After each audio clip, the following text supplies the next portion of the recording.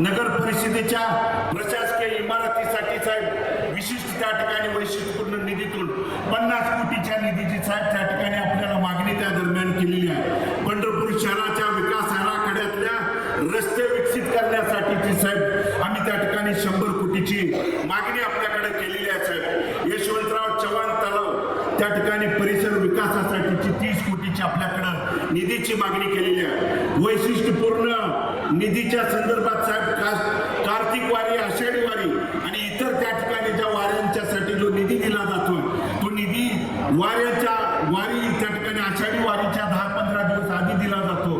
पाऊस काळात त्या ठिकाणी कामं झाल्यानंतर काही कामं त्या ठिकाणी निकृष्ट दर्जाची किंवा पाऊस काळात होतात त्यामुळे चुकीची त्या ठिकाणी काम